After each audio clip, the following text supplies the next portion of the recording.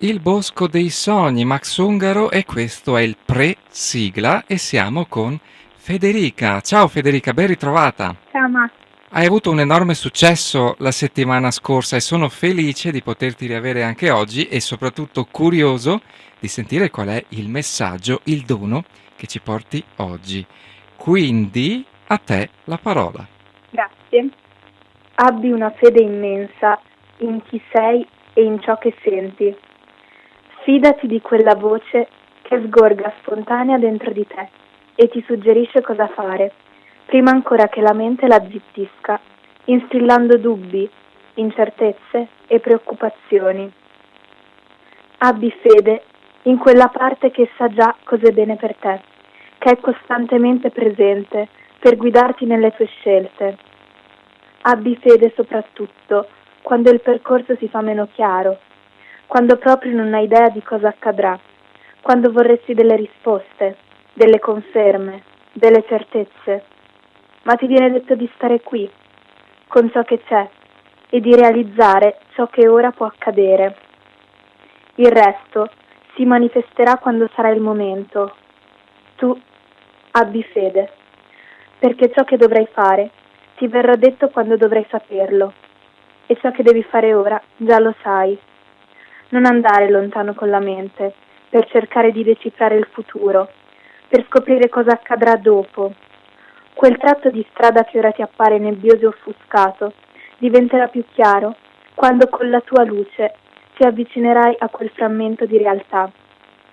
E più la mente cercherà di distrarti e allontanarti dal presente, tormentandoti di domande di perché, più tu resta centrato e focalizzati su ciò che c'è ora e su ciò che puoi fare con quello che già si è manifestato.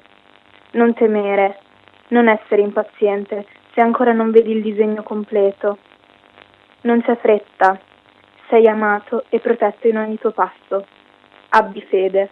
Ok ragazzi, abbiamo detto tutto. Cara Federica, grazie di cuore, messaggio Grazie a veramente te, Max. intenso. Voi A restate lì? presto. Partiamo con la sigla, un abbraccio Federica.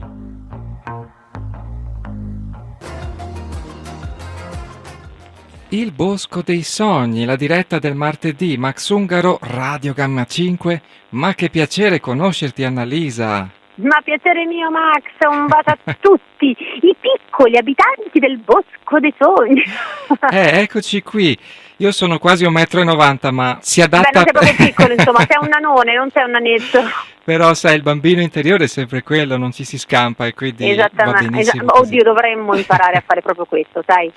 Assolutamente sì. Lascia che ti presenti come si deve e anzi, per introdurti, perché è talmente bello sentirti e sei una persona veramente ispirante ed entusiasmante, ti saluto con un pezzettino di un brano di Franco Battiato che dice: ancora un altro entusiasmo ti farà pulsare il cuore, nuove possibilità per conoscersi. Ed ecco Annalisa Minetti. Ciao Annalisa. Grazie. Con tutte le cose che fai, cioè è incredibile, sei una forza della natura. Beh, diciamo che sono innamorata della vita e mi impegno parecchio e quindi le cose che faccio chiaramente fatte con tanto impegno inevitabilmente poi hanno sempre degli ottimi risultati, no? E oggi parlo con te di Io rinasco, bellissimo. Io rinasco, che credo fondamentalmente sia la volontà di ognuno di noi di non darsi alternative come mi arrendo, cioè arrendersi non è un'alternativa e quindi si ha la necessità, il bisogno comunque di dare il massimo di sé sempre, di essere un po' più resilienti, no? La passione proprio che ci spinge a dare un senso poi a tutte le cose e anche secondo me se vuoi il dolore deve avere un senso, non può essere fine a se stesso, non può soltanto fare male, ma secondo me deve avere proprio l'abilità di riabilitarci, di renderci ancora più forti. Se secondo me abbiamo questa lettura della vita, allora gli accadimenti, anche quelli negativi, sono solo un'opportunità e non sono un limite. Si collega un po' a quello che vorrei chiederti, e cioè se secondo il tuo sentire, la tua sensibilità e la tua esperienza, la rinascita è una o ci sono tante rinascite dopo una prima botta svolta iniziale che ci ha fatto appunto cambiare anche filosofia nell'ottica della vita. Ma secondo me bisogna rinascere tutte le volte che è necessario, sai? Mm. Che può essere la rinascita dopo diversi amori non andati magari bene o semplicemente conclusi perché finiti, oppure la rinascita perché tendenzialmente si ha la volontà, no, di vivere una situazione estremamente drammatica e avere, no, la forza di rialzarsi in piedi. Io credo che la rinascita sia un'esigenza nel momento in cui hai, tra virgolette, chiamiamolo un lutto da elaborare, che può essere appunto dalla mancanza di una persona a in realtà semplicemente un'amicizia che non c'è più o a una parte del nostro corpo che non c'è più, potrebbe essere appunto un arto in meno piuttosto che la deprivazione sensoriale, insomma qualsiasi cosa nella vita venga meno, anche un'ambizione, anche un'aspettativa, ecco che devi elaborare in qualche modo quella fase, quel momento, e la rinascita è l'unica alternativa che ci possiamo dare. E Io rinasco è un libro che parla della tua vivissima esperienza, ma che è anche corale, perché poi alla tua voce si sono unite altre voci e ne è nato poi addirittura anche un video. Nel tuo caso specifico, a cosa si ispira questo Io rinasco? Che episodio ha dato il là a questa partenza? Ma guarda, Io rinasco nello specifico parla di una donna che a conclusione di un percorso sentimentale dice va bene, cioè non può essere questa storia a debilitarmi a tal punto e a ferirmi a tal punto da non riuscirmi più ad alzare in piedi. Il male c'è stato, il dolore l'ho subito, l'ho vissuto, sono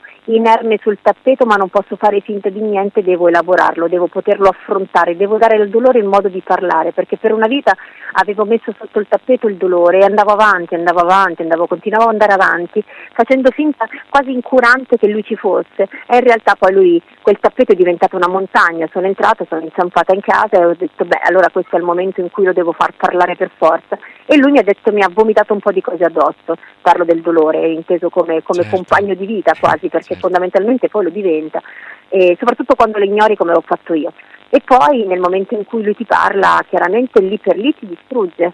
Però poi ci sono delle persone che nella vita non sono a caso, fanno parte del tuo percorso, del tuo cammino, le fai entrare nel tuo cammino, e quindi queste persone poi ti rendi conto che insieme a te sviscerano i loro problemi, ma in realtà diventano anche insieme una soluzione. Quindi ci si aiuta a vicenda e non ci si accorge neanche che questo accade. E quindi ecco perché altri protagonisti all'interno di questo libro, ecco perché ho dato importanza ad alcuni nomi della mia vita in quel periodo, proprio per dare un senso al percorso che ho fatto, arricchirlo, valorizzarlo, delle risorse umane, no? Che di cui tutti oggi abbiamo paura, ma io nella mia vita, soprattutto nella condizione di non vedente, la condivisione, soprattutto umana e relazionale, per me è tutto. Io ho condiviso qualsiasi cosa, nel bene e nel male, e quindi mi piace l'idea che queste persone abbiano avuto attraverso questo libro una sorta di grazie, anche perché ci siamo in qualche modo confrontati e abbiamo condiviso un dolore simile, no? Perché mi ritrovavo nei dolori altrui, mi ritrovavo nel dolore della mia guida, lontano dai suoi figli, mi ritrovavo nel dolore di Barbara, che era questo architetto che veniva, amica mia, che veniva in casa e che mi aveva aiutato a dipingere la parola Io rinasco sul muro, perché quella casa era la casa della rinascita, era la nuova mia vita insieme a mio figlio. Dare la possibilità a queste persone di esserci all'interno di questo libro ha dato e ha raccontato, secondo me, anche la storia di persone che come loro stavano risolvendo quella cosa dentro di sé e avevano il bisogno di potersi raccontare. Io ho semplicemente ascoltato, ma nell'esercitare un ascolto funzionale alla fine è stato funzionale per me, perché nel dare a loro la possibilità di trovare la forza ho trovato poi la forza dentro di me. C'è sempre una risonanza, un po' una sorta di familiarità che, se è condivisa, ci aiuta molto di più, perché comunque un peso portato avanti nel tempo diventa sempre più invasivo e invadente. Esatto, invece così è come suddividerlo, sì. no? Dire dai, un po' te, un po' me. Ci si trova, si capisce che ci si trova un po' tutti sulla stessa barca. Tu come stai, Annalisa? Ma guarda, in questo momento estremamente risoluta, sento di avere una forza che mai prima ho avuto. Questo momento mi è servito proprio a fare i conti con me stessa, lo faccio spesso, io spesso mi esamino, spesso mi analizzo, spesso faccio quella che viene fondamentalmente in psicologia raccontata come psicologia del senso comune, cerco di vivere le mie esperienze e poi di poterle attraverso una condivisione replicare poi un percorso positivo, no? Negli occhi degli altri. e quindi ho lavorato tanto su di me, ma in realtà ho proprio studiato tanto affinché questo potesse, in base alla mia esperienza di vita, diventare un metodo. Adesso ho lavorato a questo metodo che si chiama Reborn Now, che permette fondamentalmente di saper focalizzare in alcuni strumenti l'attenzione per poter tornare noi al centro, intesi come persone, e dare a questa concezione un reale significato, che è proprio risuonare attraverso, risuonare attraverso. Dato che risuonare in qualche modo è familiare a me perché fa parte del suono della musica, di quello che ho dentro e che deve in qualche modo uscire fuori, ho cercato proprio di riuscire ad attraversare attraverso me, ma fare in qualche modo, insegnare agli altri a fare lo stesso, e questo lavorare, studiare, le nuove lauree che ho preso, insomma, dare a me la possibilità di avere delle competenze tali per poter giustificare anche un percorso già fatto e capire perché ho trovato quella forza e come posso insegnare gli altri a trovare lo stesso. Infatti quello che mi ha colpito tantissimo di te, oltre all'energia che hai, che è palpabile, si sente dal tono della tua voce, da quello che emani e trasmetti, è questa tua familiarità con il senso del qui e ora. Forse non siamo stati Bravo, il qui abituati. e ora è il Sì, futuro desiderato, certo. forse non siamo stati abituati, siamo un po' come nuvole confuse ai passaggi del vento, perché rispetto al messaggio che la vita è qui e adesso, che tu dai spesso anche nei tuoi brani musicali, si tratta forse di ricentrarci e sintonizzarsi su questo, sul qui e ora. Assolutamente sì, anche perché sai che cosa? È sintonizzarsi sul qui e ora e prendere coscienza che questo è il momento di dimostrare a noi stessi e di vivere tutto come se fosse un'opportunità, e anche in qualche modo allenarsi alla volontà e all'impegno, perché il qui e ora non lo puoi dar per scontato, te lo devi conquistare ogni giorno, e farsi limitare da un passato è stupido. È come in qualche modo banalizzare un percorso fatto e non valorizzarlo realmente. Ogni ostacolo, ogni difficoltà deve essere strumento utile per potersi comunque riscoprire coraggiosi ogni giorno e dare e giustificare il qui ora. E poi non ci può essere un futuro desiderato se non abbiamo e non stiamo investendo nel qui ora. Come possiamo pensare al domani se non sappiamo godere del presente? Inizio a riportare i messaggi che stanno arrivando. Confermo che siamo con Annalisa Minetti, cari ascoltatori del Bosco dei Sogni, e iniziano già a mandarti tantissimi complimenti e abbracci, anche per tutti i riconoscimenti che hai. Sei anche Cavaliere della Repubblica, Annalisa.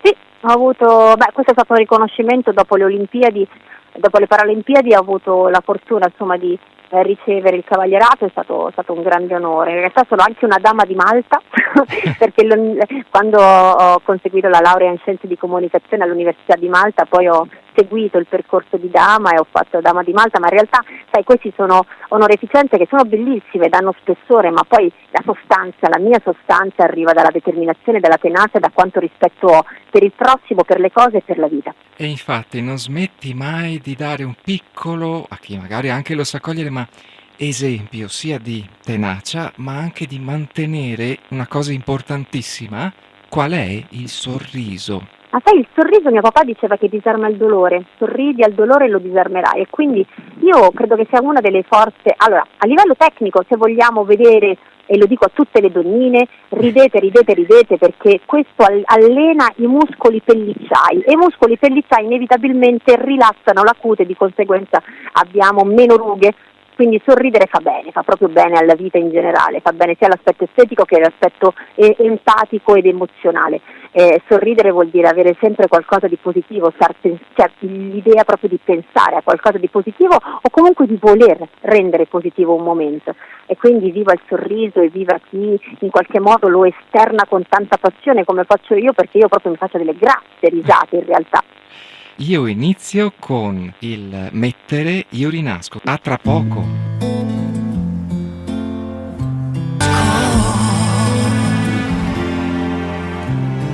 Io rinasco. Tutto cambia intorno, nascere ogni giorno, come pioggia e terra che aspetta il suo ritorno. Ho toccato il fondo ma non ci ricasco. Come un fiore dalla cenere, io rinasco. Annalisa Minetti, eccoci qua. Grazie. Che potenza questo brano e questo messaggio. È un credere in se stessi e credere in un futuro migliore, nel senso, ok, l'esperienza la sto vivendo, ma non sono io l'esperienza. Forse mi sta insegnando qualcosa che mi proietterà in una parte migliore di me. È un po' così? Esatto. Esatto, è l'idea di poter dire quello che ho vissuto, ma non deve essere limitante, anzi deve essere incoraggiante per dare a me la possibilità di dire voglio essere migliore di quello che sono stata, più abile nel gestire, no? La mia vita e la mia persona, di tutelare la mia persona, perché noi poi spesso diciamo sempre a tutti l'amor proprio, ma non conosciamo assolutamente questo concetto, perché noi pensiamo sempre molto, soprattutto le donne, mettono sempre tutti davanti a sé, perché pensiamo di essere considerate di più se ci facciamo in 800.000 per tutti. In realtà no, dobbiamo imparare ad amare molto noi stesse, a dare a noi la possibilità di dire questi sono i miei spazi e questi mi servono per rigenerarmi ogni giorno. Allora sì che sarai funzionale nei confronti dei figli, del marito, degli amici, dei genitori. Non puoi soltanto pensare ai figli, agli amici, al marito e ai genitori, perché facendo così non avrai mai modo di ricaricare le proprie energie. Noi le ricarichiamo quando stiamo da soli. Io dico sempre, non cercate chi vi compensa,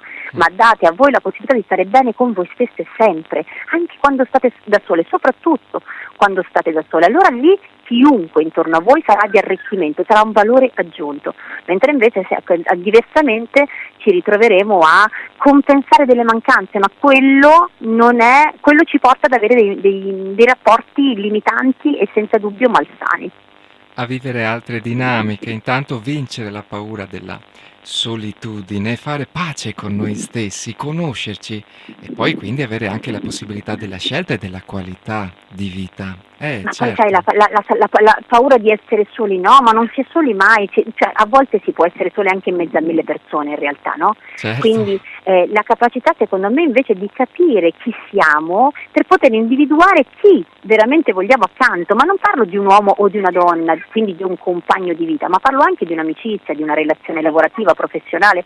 Se sai chi sei, allora sai come gestire le persone intorno a te e attiri a te le persone positive. Ma se tu sei in quel momento chiuso e hai uno stato d'animo che non riesci ad esprimere neanche a te stessa, ma come puoi immaginare di avere delle persone che ti possono realmente valorizzare il percorso? Avrai persone che faranno cannibalismo energetico e che ti ruberanno anche quel poco che hai.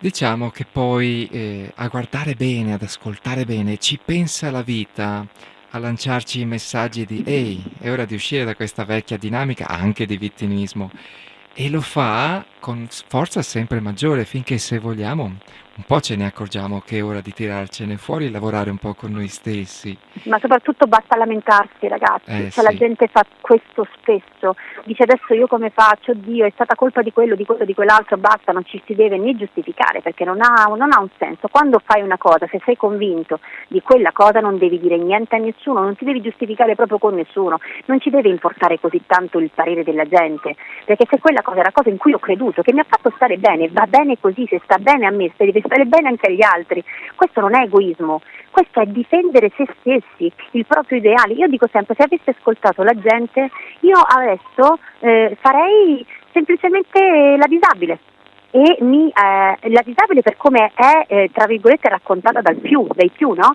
Cioè la disabile intesa come colei che ha una serie di limitazioni, che non può combattere e lottare per se stessa e per i propri diritti e che sta in casa sperando che i genitori campino quanto più possibile per poterla sostenere. Ecco, non è così. In realtà i disabili sono persone e se ci concentriamo sull'aspetto, il concetto di persone, allora vediamo che cadono un pochino di tante ghettizzazioni che fanno, no? E che a volte facciamo in maniera autonoma. Il giorno della disabilità, ma serve? Ma perché? Se io faccio il giorno della disabilità vuol dire che c'è una categoria. Se faccio il giorno dei gay vuol dire che c'è una categoria, ma se io do valore alle persone, ai diritti umani, non c'è bisogno di manifestare nulla, c'è bisogno di manifestare la vita, allora sì. La vita come diritto di tutti, ma basta fare categorie, basta dividerci in categorie, non è necessario.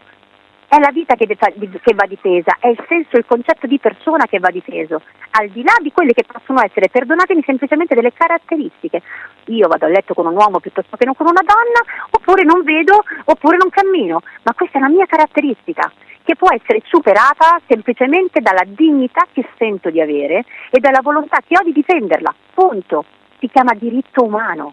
Però c'è un grande senso a proposito di, non voglio inflazionare troppo il termine, ma di rinascita in quest'ultimo periodo, di voglia di uscire anche dai vecchi schemi. Tu che sei molto sensibile come persona, come l'hai sentito e vissuto questo frangente di cambiamento cosiddetto epocale?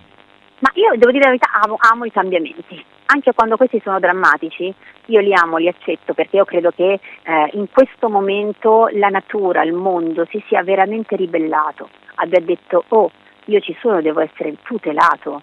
Se vuoi veramente ancora pensare di poter godere di ciò che ti ho donato, lo devi rispettare. Noi non abbiamo mai rispettato niente, neanche se noi stessi riusciamo a rispettare, quindi figurati il resto. Abbiamo, secondo me, con questa lockdown, per quanto doloroso, abbia fatto veramente una catastrofe, no? A livello umano, ma in realtà ci ha dato c'è un'ulteriore possibilità, se vogliamo, no? La possibilità di ritornare migliori di prima.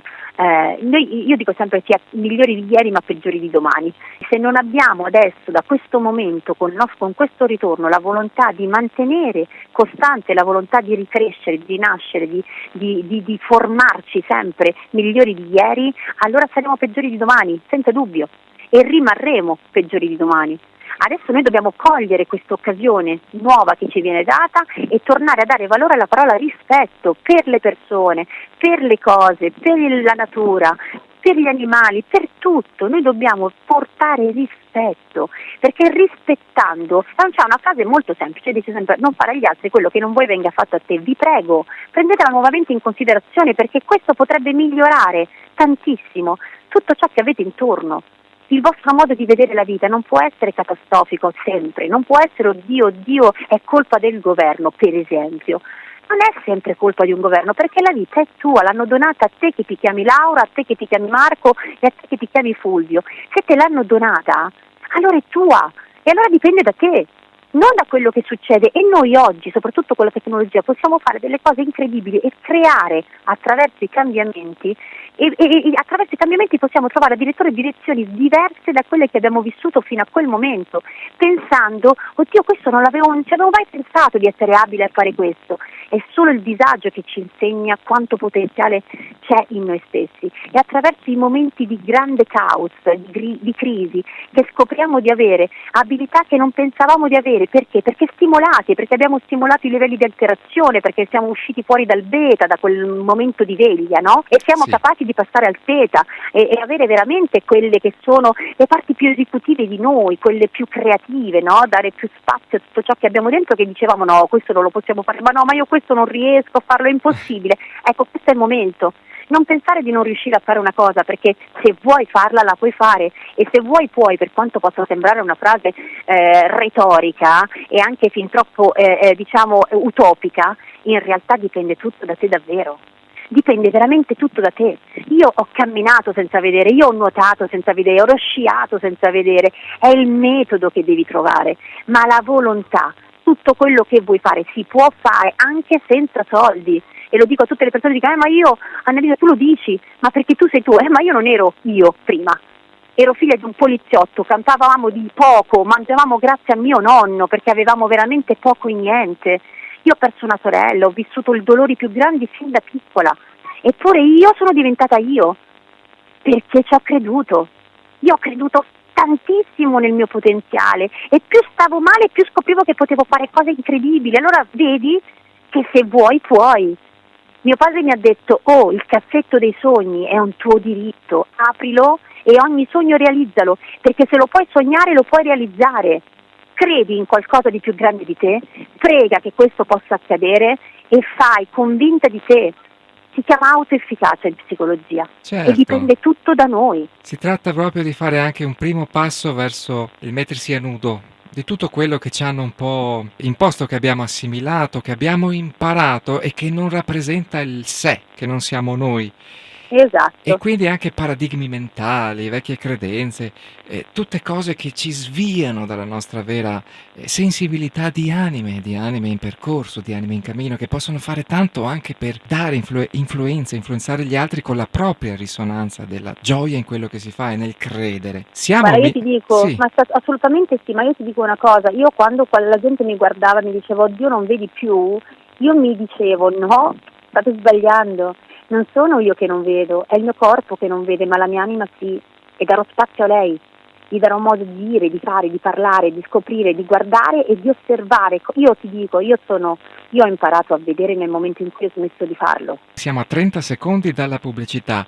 Dopo ti leggo Dai. tutti i messaggi. Va Però benissimo. c'è Marco83, il 333, che mi scrive: cara Annalisa, adesso capisco perché ti ho sempre ammirato così tanto. Mi basta già solo sentire la tua voce. E poi ti chiede se tornerai a Sanremo, perché sarebbe una sua gioia. Ma ne parliamo dopo. Allora, Assolutamente sì. pubblicità, e torniamo tra pochissimo con Tan, Annalisa taran, Minetti. tan, tan, tan, tan. A tra poco. Il Bosco dei Sogni, la diretta. Siamo con Annalisa Minetti. Bentornata, ben Siete con ritrovata. me, ciao! Quanti messaggi. Sai che la cosa bella, anche se io non avessi eventualmente, sai, seguito il tuo percorso o letto di te, già Mhm. solo ricevere tutti questi messaggi che non hanno identità, ad esempio come dicevi prima, sessuale o di età, ma sono vere e proprie attestazioni di ammirazione, di stima, di amore. Io avrei tantissimo già da dire di te, perché c'è chi mi parla della tua attività sportiva, che dice sei incredibile Annalisa, c'è chi mi parla della tua attività musicale, c'è chi mi dice che hai fatto anche la doppiatrice, c'è chi mi parla di tale e quale, sei rimasta nel cuore Che di figata. tutti. Oh, quella è l'unica trasmissione che farei tutti i giorni, per quanto mi sono divertita, cioè entrare nelle persone, negli altri personaggi e le loro movenze, capirle, le voci, la duttilità. Io mi sono proprio divertita tantissimissimo. Sì, ho fatto fatica però a trattenere un nodo in gola quando ti ho visto fare Mia Martini, Ma perché tanti, sai, ci sono emozioni. C'era la Gozzi che è piangeva stata tutte le dura. serate, perché in realtà ho cercato di rappresentare l'animale ferito. E siccome tutti siamo fondamentalmente stati feriti dalla vita, ho cercato di aggiungere al suo dolore il mio, e quindi è stato facile.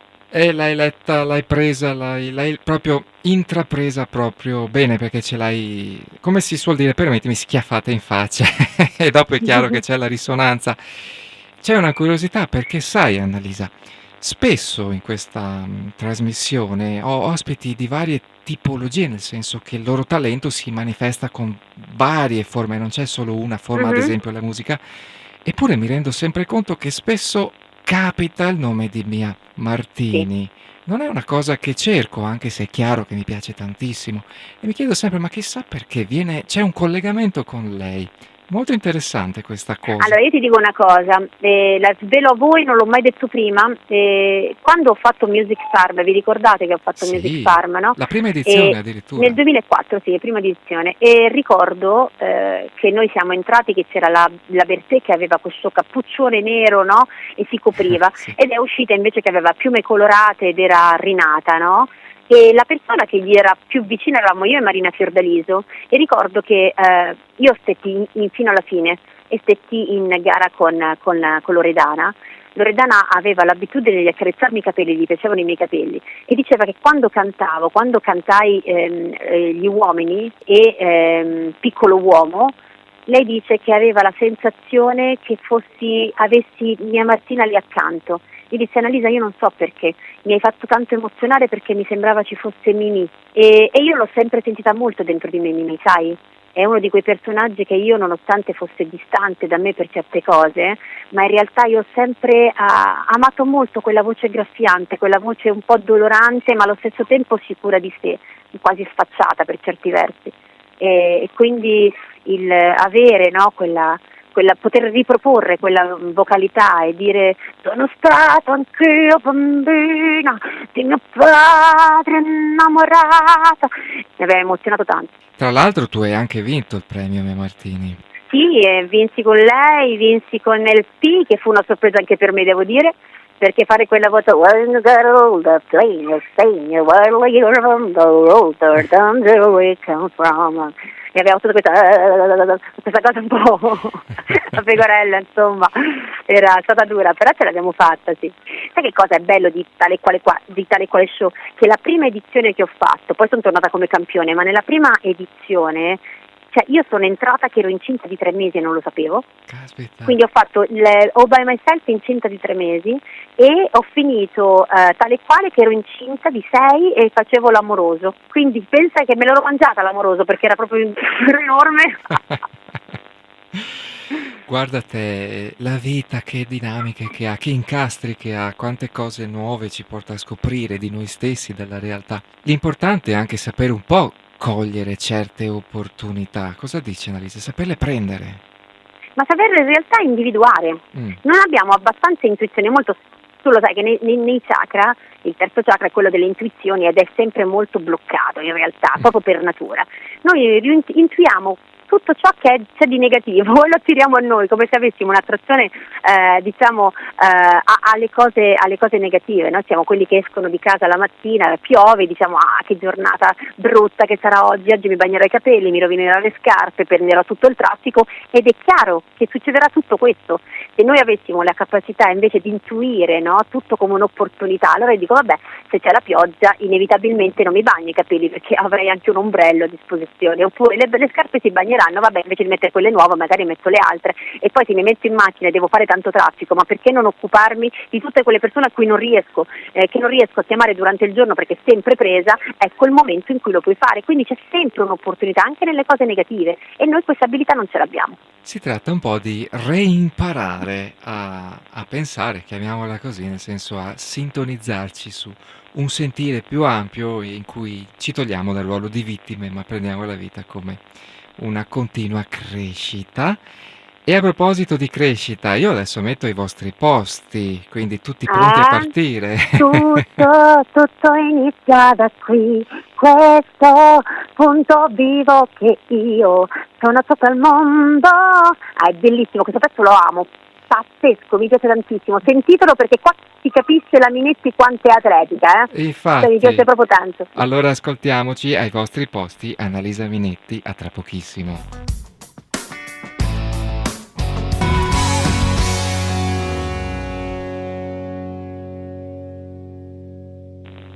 Cara Annalisa, questo è il 624.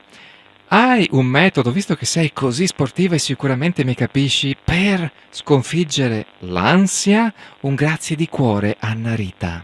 Ma assolutamente, sai, allora io dico sempre che il metodo non si può generalizzare, noi non siamo statistica inferenziale, noi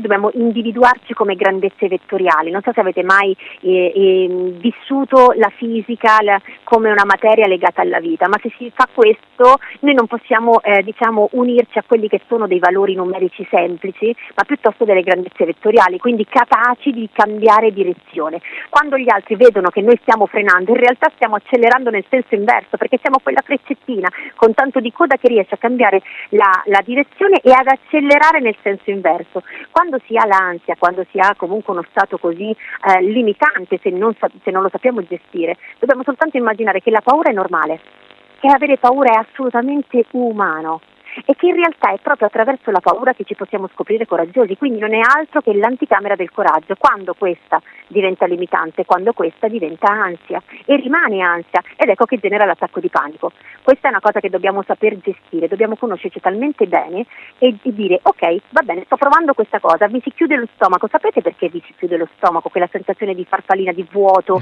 nello stomaco? Perché quando noi il sistema nervoso, quando ha un contatto, no, con questa emozione che è la paura, questa sensazione che è la paura, la prima cosa che fa è prepararci a scappare, alla fuga, e quindi va via l'atteggiamento circolatorio del sangue, va a defluire immediatamente nelle gambe e quindi abbandona, no, in parte tutto il resto del corpo, e quindi hai quei brividini sulla pelle, quello stomaco vuoto. Ecco, quelle sono le sensazioni che fondamentalmente il sistema nervoso prepara proprio per prepararci alla fuga, scappare, no? Perché quello è quello che vorremmo fare quando siamo in ansia per qualcosa. Certo. Poi c'è l'ansia somatica, l'ansia di tratto, abbiamo per esempio a volte l'abilità, no, di sentire la febbre prima di un grande evento, di qualcosa che dobbiamo fare che è molto importante, allora sentiamo oddio mi sento male e andiamo a vedere, ce l'abbiamo davvero, riusciamo ad ammalarci prima di qualcosa, ma quello che devi fare è proprio pensare sono io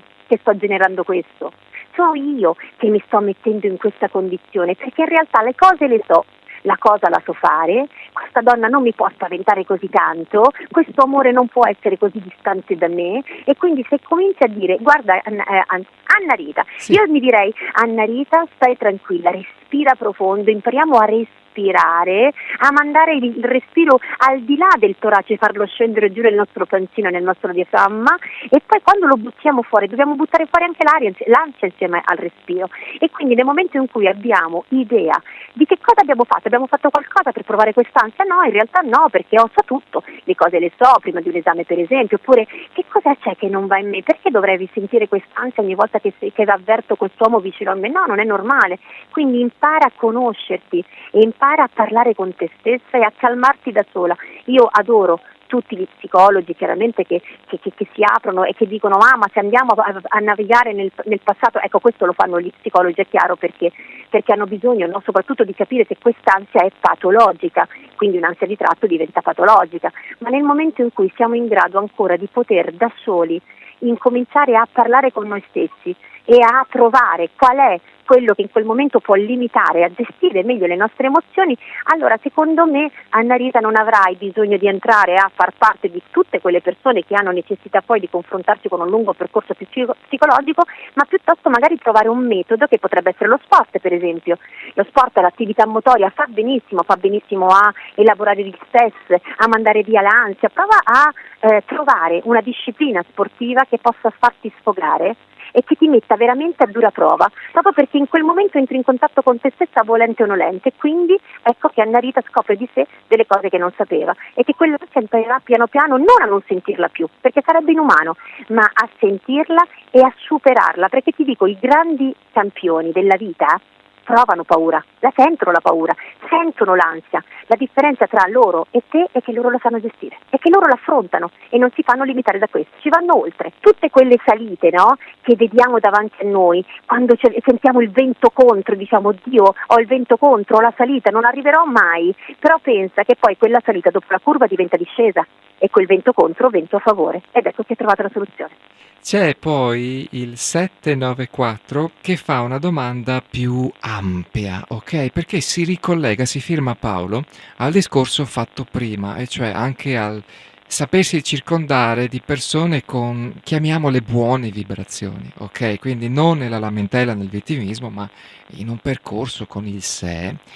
E dice Paolo, Annalisa, tu hai qualche consiglio per questa situazione che stiamo vivendo? Perché a me sembra, quando esco di casa, in realtà di percepire questa cappa di pensieri scuri, cupi, e di assorbirli. Un grandissimo abbraccio, Paolo.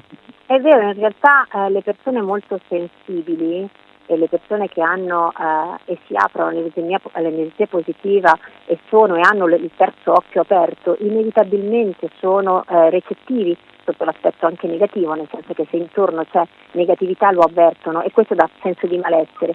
Io dico sempre che se entriamo veramente in empatia con noi stessi, possiamo percepire tutto ciò che non va intorno. Vi è mai successo di avere delle persone accanto e di sentire mal di testa, senso di nausea, spostatezza? Ecco, ascoltatelo il corpo, perché vi sta avvisando che in quel momento qualcuno sta facendo pensieri negativi su di voi, o comunque che ha bisogno di voi oltre misura, e noi ci dobbiamo donare, ma non possiamo privarci della nostra energia, ne dobbiamo avere cura e dobbiamo alimentarla attraverso altre persone positive, proprio per generare sempre di più energia positiva. Io dico sì, è certo, questo è un momento molto complicato dove tante persone sono cadute, no? In qualche modo in uno sconforto pauroso, e quindi hanno il timore, ma oltre, tante persone hanno anche tanti motivi, no? L'aspetto economico, il mancato lavoro, Sì. la responsabilità sui figli, insomma hanno anche delle ragioni per le quali fanno questi pensieri, e perché in qualche modo generano questa cappa negativa, no? Che ci sta un po' avvolgendo tutti. Quello che io penso è che in questo caso dovremmo fondamentalmente, non puoi prendere totalmente le distanze, ma devi avere sempre fondamentalmente qualcosa che ti ha e ti dà una sorta di capacità di ripulirti. Quando sei nel tuo ambiente familiare, nella tua casa, devi spogliarti, lascia quegli abiti, gli indumenti, le scarpe proprio fuori dalla casa, come se volessi dire quello che ho vissuto, quello che si è attaccato a me non deve però entrare in casa mia, con le persone che amo, intorno a me, nel mio habitat non deve entrare quell'energia, e questo sarà già un tutelarti almeno quando sei nel tuo ambiente. Fuori chiaramente un pelino lo avvertirai, ma ti dico, secondo me, se la gente avrà la capacità di non perdere il senso di comunità e avrà responsabilmente cura della parola rispetto, potremmo uscire fuori da questo momento e rinascere tutti e avere tutti una possibilità ancora più bella di quella che abbiamo avuto finora. Assolutamente, e come mi stavi dicendo al telefono durante la pausa musicale, come spesso viene detto e riportato qui al Bosco dei Sogni, ma non come dogma, ma come suggerimento, partiamo già dal valore della parola. Se vogliamo parlare di rispetto, iniziamo già a sapere, a essere consapevoli di ogni singola parola che diciamo durante il giorno, il valore che può avere e che ha. Certo, come quando parliamo con i nostri figli, no? Che diciamo sempre questo non si fa, e poi siamo i primi a farlo. E allora non ha senso, siamo spesso anche incoerenti, no, nel valore della parola, perché la usiamo dandogli in realtà quel poco valore, oppure la usiamo frettolosamente, non gli diamo peso, e invece a volte quella parola in quel momento serviva, ma serviva con il carico emotivo, serviva col carisma, serviva con l'empatia di chi comunque deve amarmi profondamente, no? Come un genitore per un figlio. Adesso siamo veramente tanto distratti su tante cose, presi, disorientati, ma dobbiamo sapere che nel nostro nucleo familiare, all'interno del nostro habitat, dobbiamo creare quell'ambiente confortevole dove anche i nostri figli possono capire l'importanza di investire sul presente, e siamo noi a dovergli dare un domani, ma non dandogli dei elementi intesi come ti assicuro io il domani, no? Noi dobbiamo dare a loro la possibilità di vivere bene il presente affinché poi il domani sia una certezza, perché adesso in questo momento il domani non è una certezza per nessuno. Ti pongo due domande che mi sono arrivate. Allora, una chiede Cosa ne pensi del reddito di cittadinanza? Quello si chiama elemosina e a noi non va bene, non ci piace. Appunto, ma mi pare anche che non funzioni tanto bene da quello che mi riportano in giro. Ma Vabbè. detto questo, allora c'è chi mi chiede se ti stai preparando per qualche evento sportivo, quindi se sei sotto per qualcosa. Non si è firmato, ma mi chiede appunto se sei in preparazione per un qualche evento speciale sportivo. Allora ragazzi, adesso vi faccio capire che carattere ho, perché io in realtà sì, mi stavo preparando per Tokyo, ero stata convocata per gli europei, quindi molto possibile che io andassi a vivere questa esperienza a Tokyo, quindi le Paralimpiadi. Nuovamente a 44 anni avrei vissuto il sogno paralimpico legato proprio al mezzofondo, ai miei 1500, no? In atletica. Ma succede cosa? Succede che la Minetti si ammala di Covid e rimane 3 mesi a casa, perché in realtà poi non è che mi sono ammalata solo tanto io, ma si sono ammalati tutti quanti in famiglia, e sono stata 3 mesi ferma, e 3 mesi ferma per un atleta è come distruggere qualsiasi tipo di preparazione, soprattutto a 44 anni dove fisiologicamente ci metti tantissimo a conquistare un obiettivo e ci metti pochissimo a perderlo. E quindi eccomi che adesso devo fare un certificato medico agonistico per vedere la riabilitazione polmonare, tutto quello che ho subito post-Covid, e non farò mai in tempo a riconfermarmi e a riconquistare la possibilità di essere appunto qualificata a Tokyo. Quindi abbandono il sogno di Tokyo inevitabilmente, perché insomma non mi viene data possibilità. Sconforto iniziale sì, certo, ma quello è normale perché sono un atleta verace. Poi ho pensato, bene, ok, ti chiudo un portone, apriamo una porta, apriamo un portone, e mi sono messa al ritorno dal Covid a correre le lunghe distanze. Sono arrivata a correre 18 km, 21 km, mi sto preparando per la Roma Ostia, 21 km, quindi sì, mi sto preparando per una gara lunga. La mezza maratona che tu hai già vinto, hai stabilito anche il record, tra l'altro. Ho fatto il record europeo, però l'avevo abbandonata, ero tornata alla velocità e adesso torno al mezzo fondo e mi diverto molto, perché stare tanto tempo sui piedi, stare in mezzo alle persone, le gare su strada sono delle gare più emozionanti, perché l'atletica è un po' uno sport d'élite, no? Uno sport per pochi, dove hai questa corsa balzata sull'avampiede, una spinta, è tutto molto elegante, no? Come la danza classica, e mentre invece la strada è un po' come l'hip hop, no? Quindi in realtà sei in mezzo alla gente che ti dà la paccata sulla spalla quando corri, ti dici vai forte, grande, e quindi non c'è neanche la differenza, non sai che corri coi non vedenti, corri con tutti quanti. ed è forse più integrante, più inclusivo. Tra l'altro tu, parlando di danza, hai iniziato prestissimo con la danza, da bambina, sin da bambina. Io avevo 4 anni quando ho iniziato con la danza classica, e mi ha dato quella postura che adesso chiaramente un po' ho perso perché la vecchiaia, insomma, con la corsa mi sono irrigidita parecchio, perché poi noi in Italia facciamo un errore, improvvisiamo un po' nello sport, no? Quindi se fai danza classica chiaramente fai tanto allungamento e c'è tanta mobilità, e devo dire è proprio l'ABC della danza, no? E quando fai corsa, se non tieni tanto a tutta quella che è la preparazione atletica e quindi a tutto l'aspetto proprio legato alla mobilità, all'allungamento, poi diventi meccanica e ti fai anche parecchio male. Quindi sto combattendo anche per far tornare un po' più di competenza a bordo pista, a bordo campo, per quanto riguarda gli sport italiani, proprio per sostenere la preparazione atletica a 360 gradi. Non si può essere soltanto calciatori o soltanto pallavolisti, bisogna essere atleti prima di intraprendere una sola disciplina. Cara Annalisa, io devo iniziare a scrivermi tutti i messaggi che stanno arrivando perché non riesco più a seguirli. Sei veramente una potenza, Annalisa. Tornerai a trovarmi magari più avanti, prossimamente, mi farebbe veramente molto piacere. Guarda, mi piacerebbe venirti in presenza, anche perché Sì. tu devi sapere che io sono appassionata, tu sei a Padova, giusto? Padova. Ecco, e io, a parte che amo Padova, e poi c'è un centro sportivo a Padova importantissimo, dove spesso appunto andiamo a fare i ritiri, avete veramente una pista strepitosa, e poi io sono appassionata anche di Jesolo, amo profondamente, quindi la prossima volta magari vengo a Jesolo e poi mi allungo a Padova. Sei proprio per strada. Posso chiederti, ci lasciamo con un tuo messaggio anche sul momento che stiamo vivendo, sul tuo sentire per i nostri ascoltatori, gli ascoltatori del Bosco dei Sogni, sull'attuale, proprio sul qui e ora? Guardate, allora io vi dico una cosa semplicissima, però è un po' il fulcro di tutto. Abbiamo ricevuto un dono che si chiama vita. Vi prego, non sprecatelo. Tutto qui. Grazie di cuore Annalisa, io ti mando un enorme abbraccio da parte mia, dalla regia e di tutti gli ascoltatori della radio, sai? Io ti mando un bacio enorme e ti ringrazio, perché poi abbiamo parlato anche durante la puntata, Sì. durante i brani, e ci siamo ritrovati, insomma siamo due anime molto vicine, e volevo anche ringraziare tutti gli ascoltatori. Io ci sono, scrivetemi su Instagram, noi abbiamo questo metodo Reborn Now, e se avete bisogno di una consulenza gratuita io vi rispondo veramente a tutti, ci metto tanto ma rispondo a tutti, vi voglio bene. Grazie Annalisa. Grazie di mille, cuore. un bacio. A tra poco con un altro ospite al Bosco dei Sogni.